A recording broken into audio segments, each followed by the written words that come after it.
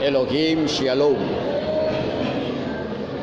Lagu yang kita nyanyikan tadi itu, yang pertama dan yang kedua, ini pada umumnya yang beragama Kristen sering menyanyikan ini dan tidak pernah dibantah.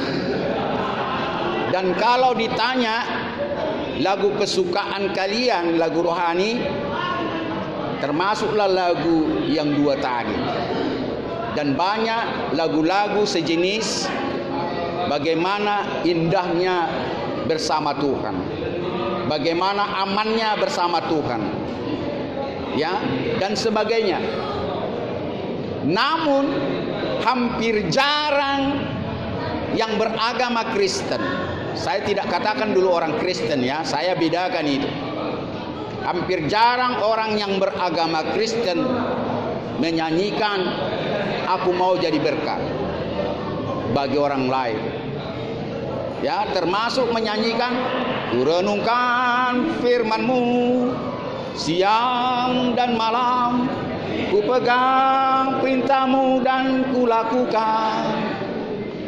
Karena tahu ya Tuhan, tujuan hidupku hanyalah untuk menyenangkan hati-Mu." Kalaupun ada yang beragama Kristen suka lagu itu, sebatas suka. Namun pada kenyataannya, betulkah dia menyenangkan hati Tuhan? Betulkah dia merenungkan siang dan malam seperti apa yang dikatakan Raja Daud? Daud itu bukan nabi, ya, raja, King of David. Dia bukan nabi, tapi nabi dan raja dulu beda tipis. Dia raja karena seorang raja itu harus nubuatan nabi. Tidak ada raja apalagi nabi tanpa nubuatan. Yang saya maksud di situ, kalau kita baca nanti dalam Mazmur 1, masalah merenungkan firman Tuhan, ya, terlalu lama kita buka Bible, ya. Judulnya di situ keberhasilan. Bolehlah dibuka sebentar, nanti lihat aja. Tolong buka dulu Mazmur 1. Perhatikan, berbahagialah orang yang tidak menuruti nasihat orang fasik, yang tidak berdiri di jalan orang berdosa, yang tidak duduk dalam kumpulan orang-orang pencemo, tetapi yang kesukaannya adalah Taurat firman Tuhan, yang merenungkan Taurat firman Tuhan itu siang dan malam. Mereka seperti pohon yang ditanam di tepi aliran air, yang menghasilkan buah pada musimnya dan yang tidak layu daunnya. Apa saja yang diperbuatnya berhasil. Keberhasilan itu di situ, merenungkan firman Tuhan siang dan malam. Siapa yang sanggup melaksanakan hukum Taurat? Tidak seorang pun sanggup. Makanya pencipta langit dan bumi, Elohim, Bapa di surga, El Sebaot, melihat manusia tidak akan bisa diselamatkan dengan hukum Taurat. Karena hukum Taurat langsung diadili di dunia ini oleh manusia. Bolak-balik saya katakan, Anda mengintip orang mandi yang sering dikatakan hambanya, matamu dicungkil, mencuri tanganmu dipotong, ya, berzina langsung dirajam, lempar dengan batu. Jadi saya mau katakan bahwa mau menjadi menyayangi Tuhan, tetap juga menghormati hukum Taurat. Kita bukan tidak melaksanakan, tetapi tidak mampu secara utuh hukum Taurat itu dilaksanakan untuk kita boleh selamat. Karena kita diselamatkan bukan karena kesalehan kita, ketaatan kita, ya, kepada Tuhan pencipta langit. Tak seorang pun bisa taat, termasuk saya. Sekalipun saya dari kelas 2 SMA sudah khotbah, jujur aja, terkadang juga saya melanggar kok. Tapi cepat-cepat saya minta ampun. Kalau dari hukum Taurat pun saya tidak akan selamat. Apalagi saya membawa pendeta, membawa urapan Tuhan sudah saya terima. Nah, itu lebih parah lagi itu nantinya dalam persidangan kudus. Ya, dalam persidangan kudus bolak-balik saya katakan, orang-orang yang membawa nama Tuhan itu pertama ditanyakan, sejauh mana tanggung jawabmu kepada jemaat, kepada orang-orang, sejauh mana itu pentahbisanmu engkau perbuat. Jadi mencintai Tuhan ya harus sama seperti Dia. Jadi kalau lagu-lagu berkat ini dari anak kecil sampai mau mati pun selalu lagu ini dinyanyikan. Ada banyak orang mau mati udah tua lagu-lagu semacam ini. Indahnya bersama Tuhan. Ya, lagu-lagu pengampunan dosa. Namun kita bertanyalah dulu kepada diri kita sendiri. Enggak usahlah dulu kita bawa orang lain. Adakah kita menyanyikan I want to be a Christian, I want to be like Jesus. Saya mau menjadi orang Kristen, bukan agama Kristen. Aku mau jadi orang Kristen. Aku mau seperti sama dengan Yesus. Hampir jarang itu dinyanyikan karena resikonya berat.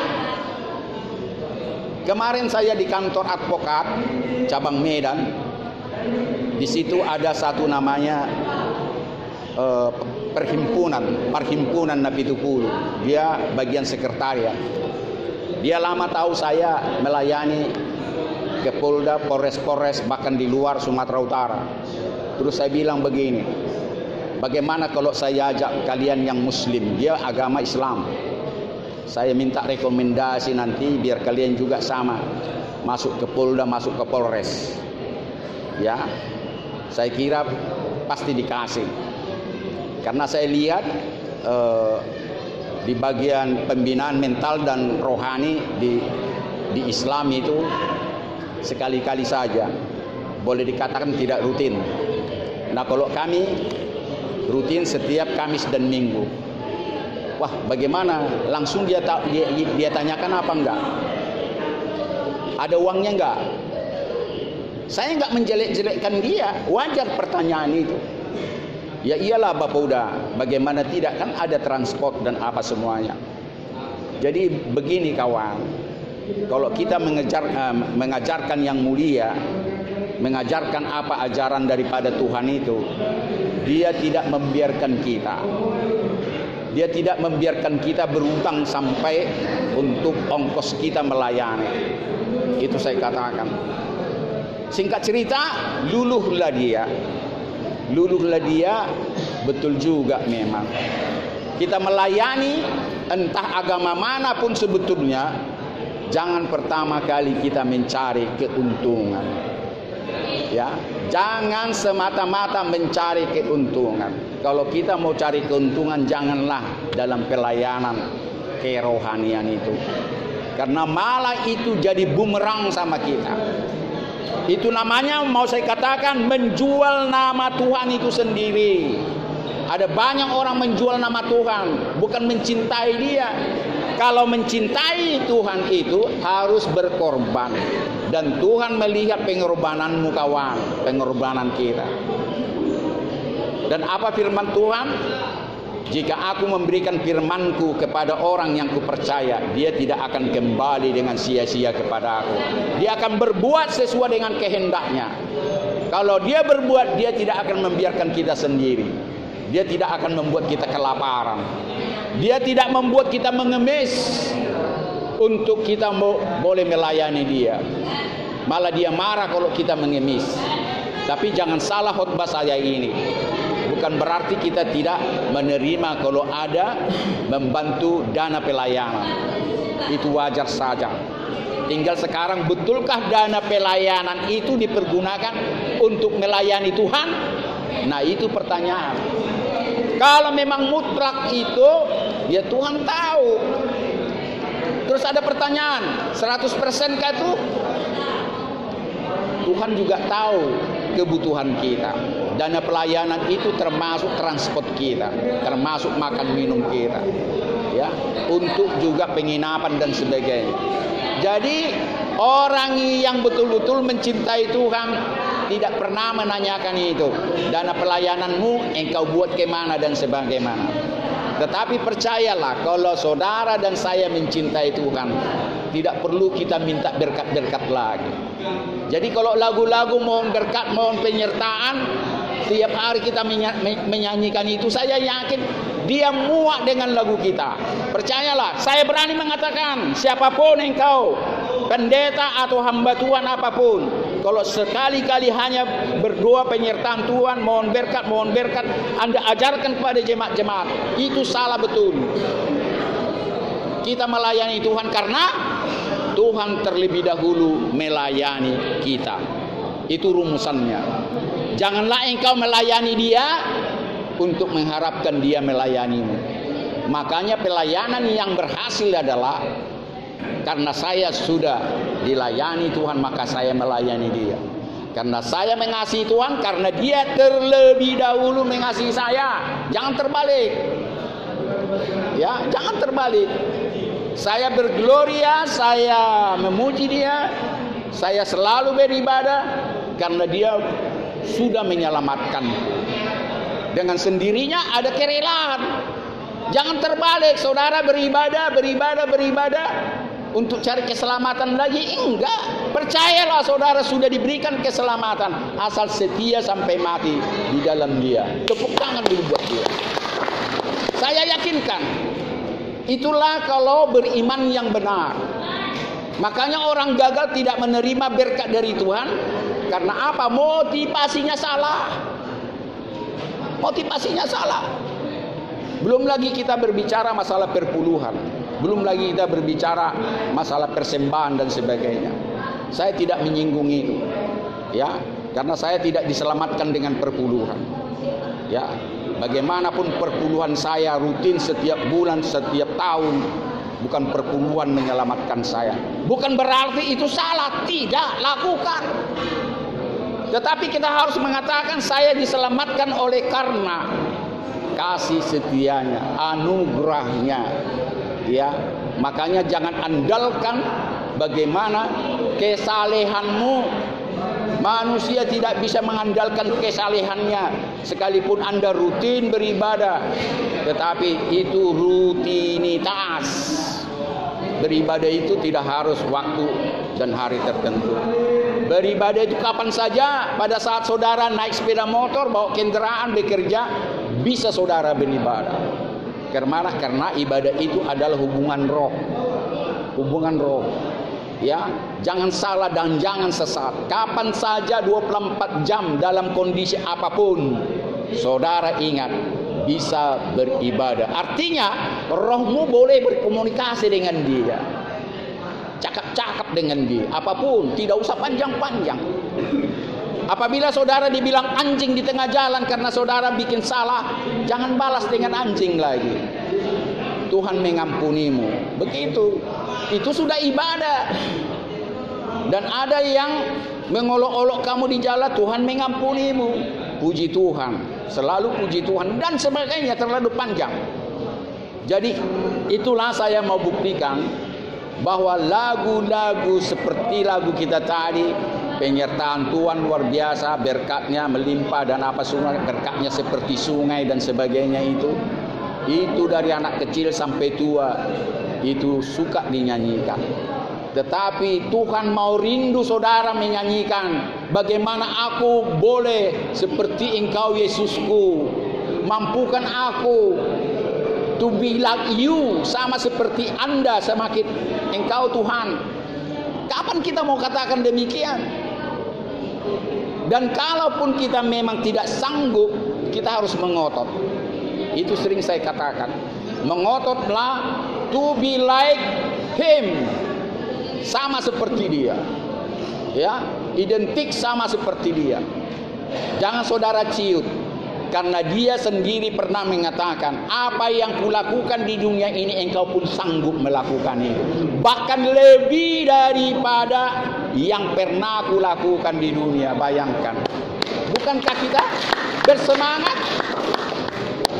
Perkataan dia bukan perkataan saya. Dan terbukti di dunia ini melebihi dia ada banyak.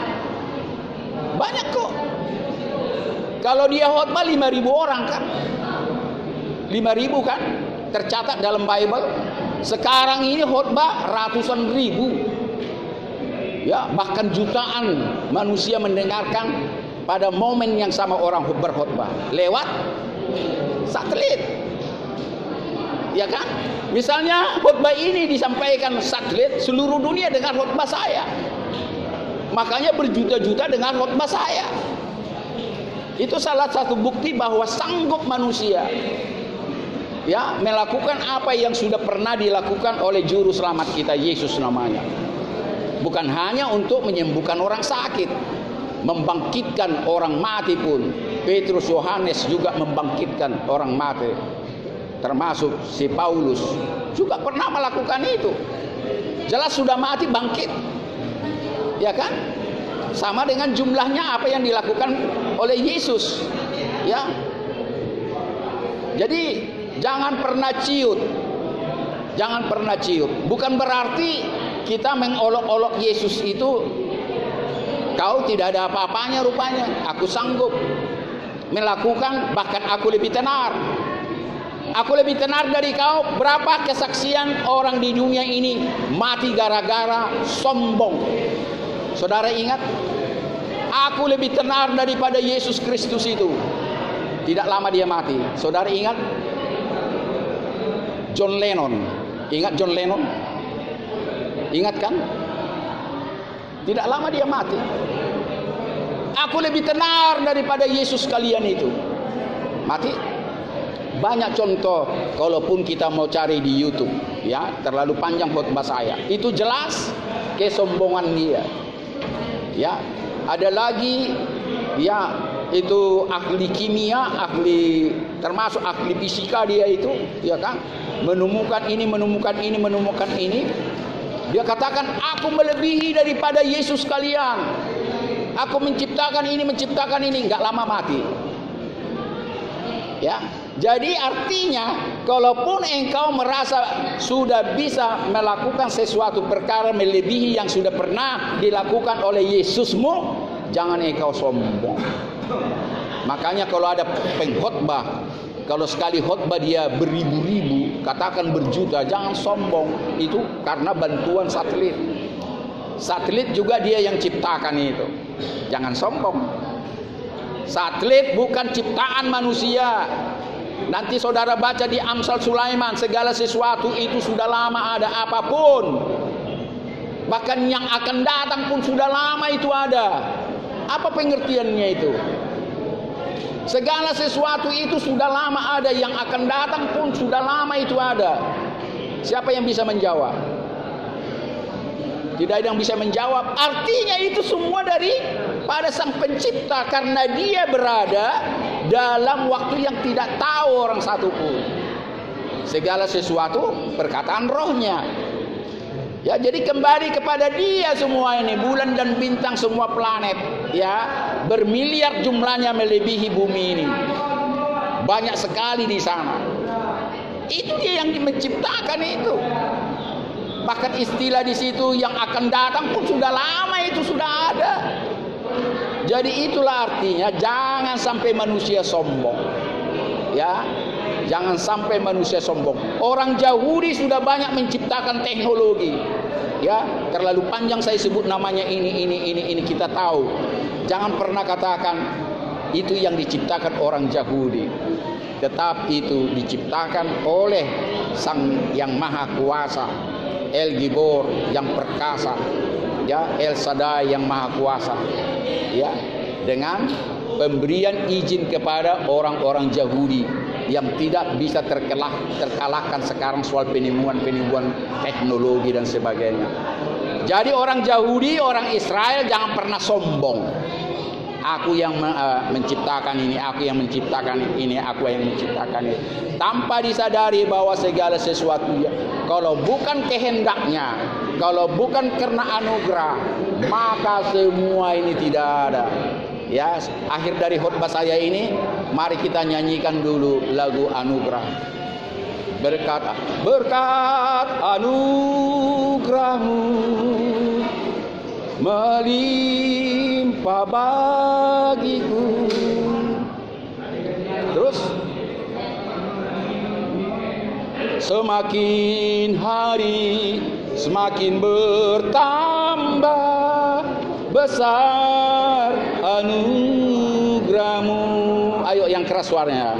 Ku ada sebagaimana ku ada berdiri di tahta Bapa, semua karena anugerahmu. Kata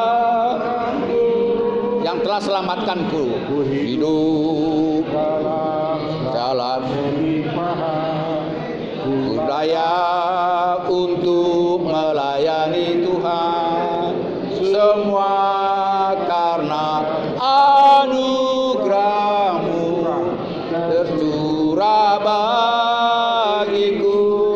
Besar anugerahmu, besar anugerahmu, berlimpah kasih-Mu, semakin hari semakin bertambah besar anugerahmu. Sekali lagi, jangan salah lagi. Ku ada sebagaimana ku ada, berdiri di tahta hadirat-Mu Tuhan, semua karena anugerah-Mu yang telah selamatkanku. Ku hidup dalam kelimpahan, ku layak untuk melayani Tuhan, semua karena anugerah-Mu tercurah bagiku. Besar anugerah-Mu, besar anugerah-Mu, berlimpah kasih-Mu, semakin hari semakin bertambah besar anugerah-Mu. Saya katakan rahasianya, kalau saudara tetap berdoa dan mengotot, Tuhan, jadikan aku berkat bagi orang lain setiap hari. Tuhan, jadikan berkat aku jadi orang lain. Tuhan, mampukan aku sama seperti Engkau. Tuhan melihat itu. Kalau Tuhan melihat kerinduanmu, Dia kasih. Dia kasih. Beda dengan Paulus.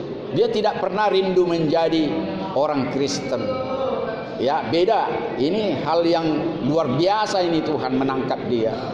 Ya, malah dia membakar gereja, bahkan membunuh orang Kristen, ya, memperolok-olok dan sebagainya. Tuhan tangkap. Tapi jangan tunggu sama seperti Paulus. Itu pernah khotbah saya mengatakan, jangan tunggu. Ya, karena Tuhan sekali-kali menangkap orang yang tidak ada kerinduan sama seperti Tuhannya. Hanya langkah itu. Yang paling banyak adalah orang yang ngotot sama seperti dia.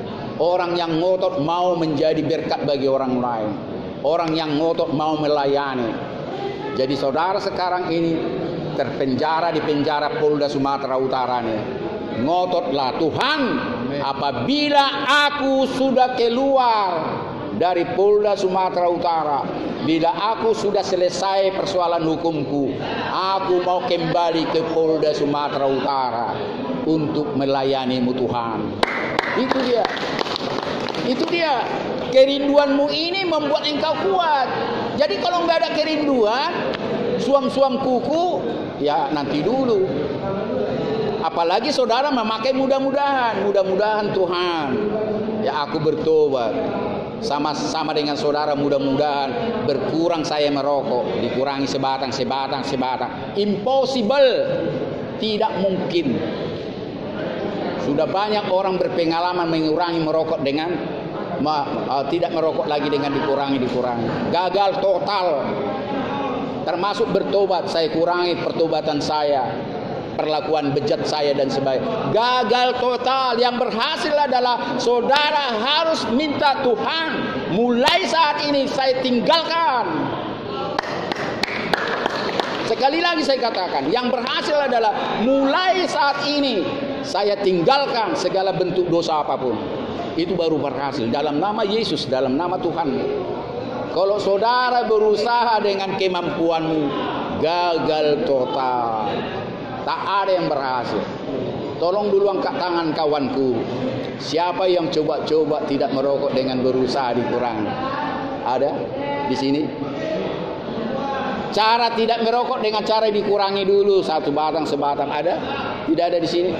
Tapi di luar sana banyak sekali saya dengar. Gagal Pak Pendeta. Karena saya hanya berbulan, merokok lagi saya. Sekian bulan, merokok lagi saya. Jadi sekali lagi, dosa apapun yang kita lakukan yang bukan merupakan kehendak Tuhan, harus secara spontan dan berjanji, aku tidak akan melakukan lagi Tuhan. Harus saudara penuh dengan keyakinan. Saya pernah, kalau nggak salah, saya memberikan kesaksian saya dengan saya tidak merokok. Ya, itu tahun 79, ya, akhir 79. Saya masih mahasiswa. Yang saya layani umur 37, ya, saya masih menjelang 21 tahun, 20 tahun. Ya. Dia menangis merangkul saya di sini.